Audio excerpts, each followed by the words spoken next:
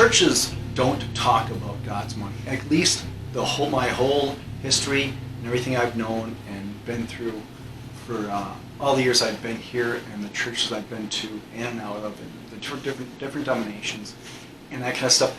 I myself have never heard one single church talk about God's money, gold and silver. That's God's money. It's in the Bible. I mean, there's scriptures about it. That's what it is. But no, I have heard churches talk about stocks, bonds, savings in the bank, 401k, Wall Street, that kind of stuff. All Satan's money or Satan's currency or digits, basically, in my opinion of it, because someone has control of that. Someone, somewhere. Either you're using a debt-based currency, digit, and or somebody has control of that. Somebody owns that. Somebody has to have, they're at the realm, they're at the switch, they're at the levers. It's somebody else's liability that you're holding. Basically, that's what it is.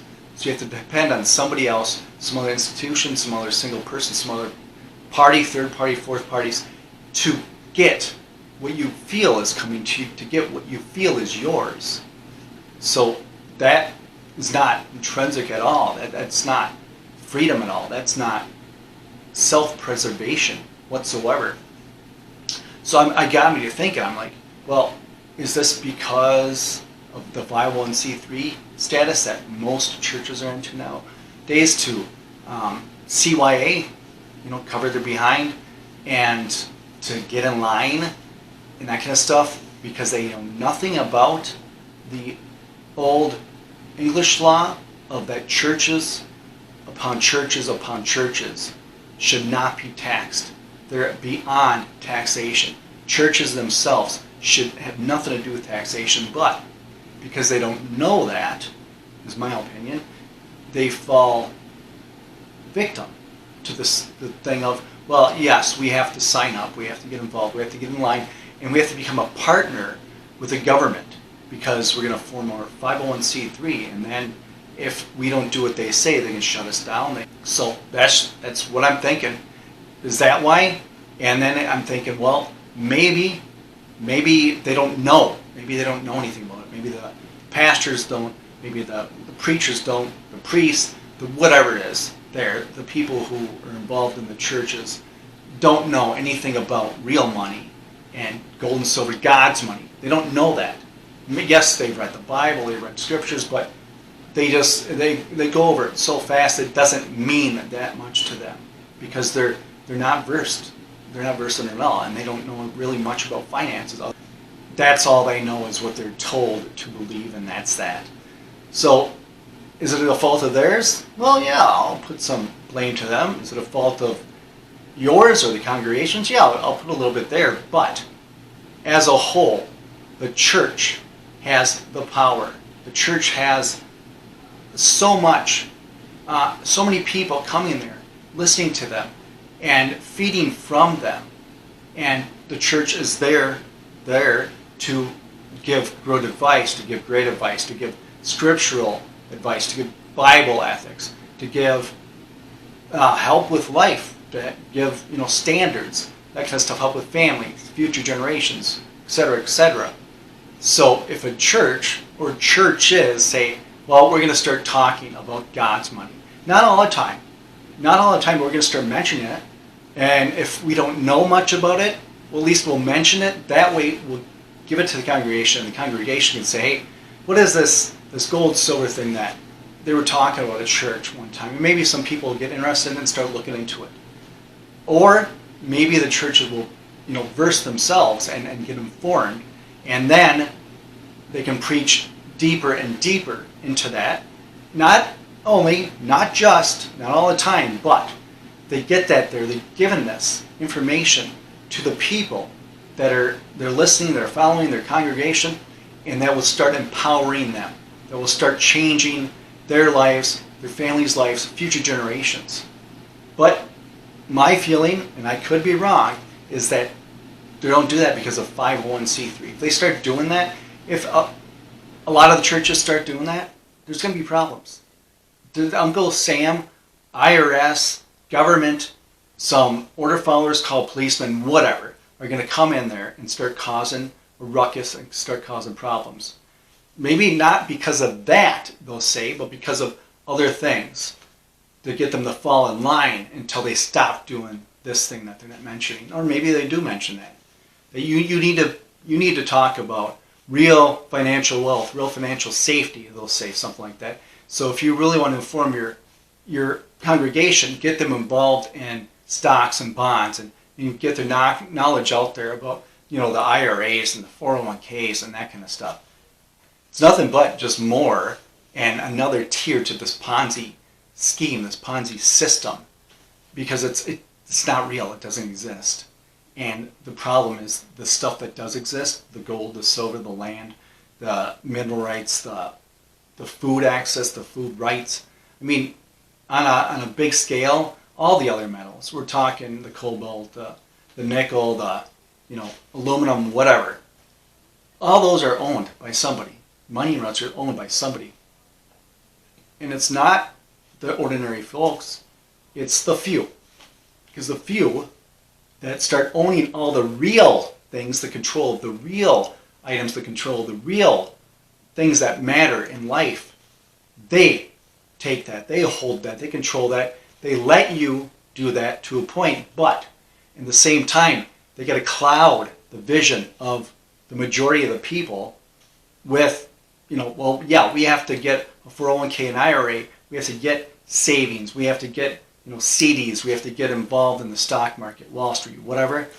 And on top of that, they bombard them with sports ball and television and Netflix and Amazon and all the other stuff that's out there. Just voodoo, all Hollywood, to keep the people entertained while we're doing other stuff and we're starting to control and take heed of, ownership of everything that really matters.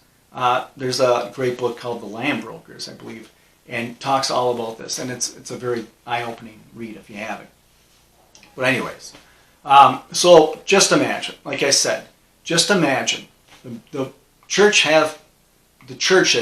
have the powers to inform the masses about gold and silver, land, that kind of stuff, real value, God's money, gold and silver. If not, they'll at least get it out there. They could at least talk to the congregation, like I said. So just imagine the improvement on people's lives and future generations, the church that would be instilled in the children and the people currently at the level, the parents that are there, the grandparents that are going there currently. Not only would it help the future generations, it would help their generation now. From the evil that's happening. This evil monetary system, that's all it is. It's a debt-based system that steals every second of your life. And you're born into debt. Hence, if you owe something to somebody or something to some company or some things to some people, that's slave. You're a slave. Right there. You're born into slavery. That's what it is. You're born into debt, you're born into slavery. Same thing. That's why every child born is born into owing at least $100,000. They're $100,000 in debt because of this Ponzi scheme, America, this whole system, this Federal Reserve, central bank crap. So now remember, gold and silver are inflation proof. Well, we're in inflation right now. We're in bad inflation. It's worse, way worse than what they talk about. And everyone can feel it with the gas and the food and the other items they're buying. They can feel it, the energy prices, to heat their homes, to cool their homes, that kind of stuff.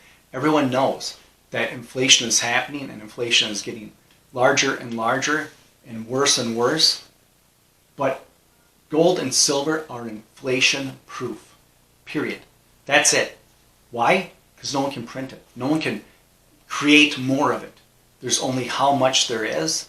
You got to work to get it. So you got to work to earn to be able to purchase it, or people are mined for it. They have to work to dig it, to do all the stuff, to get through, to get the actual gold and silver. It takes time, energy, labor. So it's real. Unlike just hitting a button that says duplicate digits or make more digits. That's what it is. I mean, that's even more heresy than just printing more paper notes that are worth less than toilet paper. So anyways, so along with self-preservation and that kind of stuff, maybe churches should talk about God's money, gold and silver, like I talked about. Maybe on the other note, they should talk about other things like food, gardening, seeds, water access, shelter, guns, ammo, gold and silver, land and or land access for hunting, that kind of stuff. Community, not the community of the church, but then the larger, wider community, and the community of those that need, and the community of those that can help you with what you might need, and you can share and barter and trade. And other barterable goods and skills that sort of goes along with that. Maybe, I'm not saying it's church's job to do all this stuff, but maybe it can be mentioned. Maybe at the least it can be just put in flyers and passed out.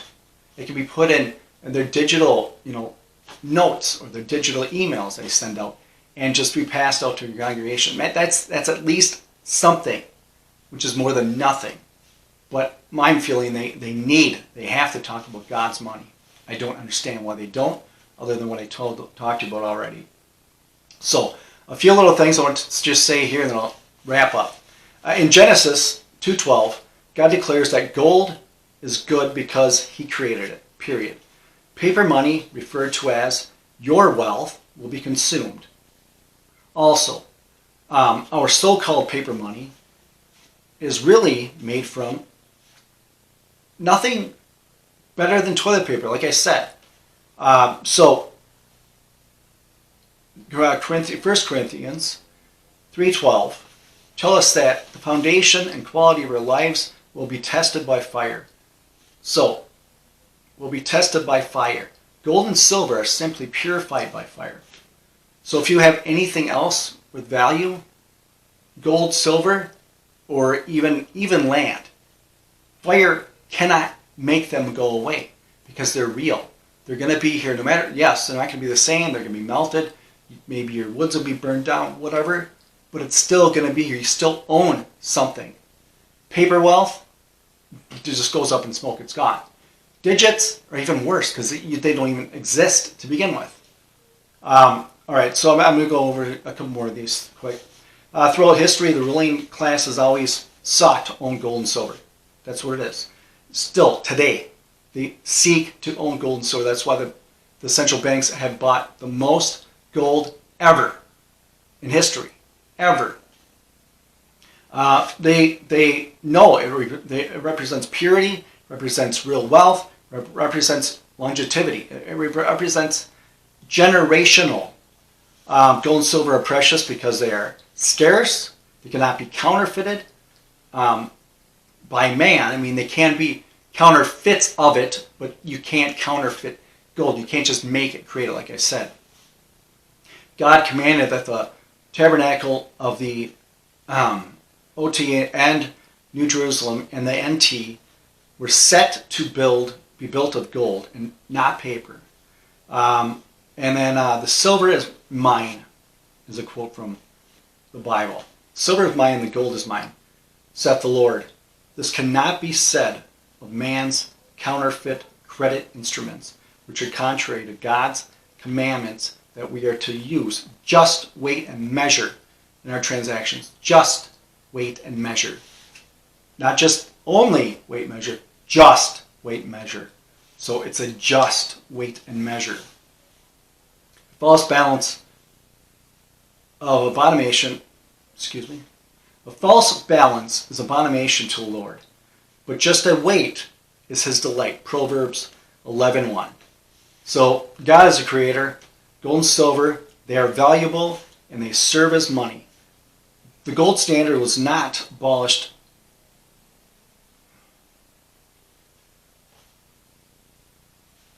God is creator. Gold and silver, they are value and they serve as money. The gold standard was abolished in 1933, and buying gold was unlawful in the United States from 1933 to 1975. Now, we have the liberty to buy gold and silver.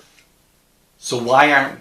Why aren't people doing that? Gold and silver empower individuals to create their own personal gold standard. Their own personal gold standard means inflation doesn't matter. You're beyond that. It doesn't matter. You're building your wealth. You're building your future generations. You're building a real heritage. So if we use gold, silver, barter, and trade, none of these activities can be or should be taxed. They shouldn't. If we use gold and silver, barter, and trade, none of these activities can or should be taxed. Period. That's it. With taxation, straight theft. That's it. Any level, taxation, straight theft. Because the evil government, evil banks, currency is not being used, because it's not being used if you're doing that stuff. If you're using gold, silver, barter, trade, you're not using the evil banks or the evil government's currency. You're not using that. So they have no control. There's no reason for you to go into any sort of tax scenario because of that. Any sort of theft scenario. So I got some God's money to show you here.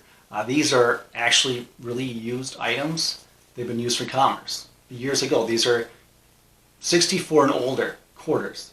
This roll of quarters here was $10 back in the day. It was valued at that because they're 25 cents each quarter. That's that.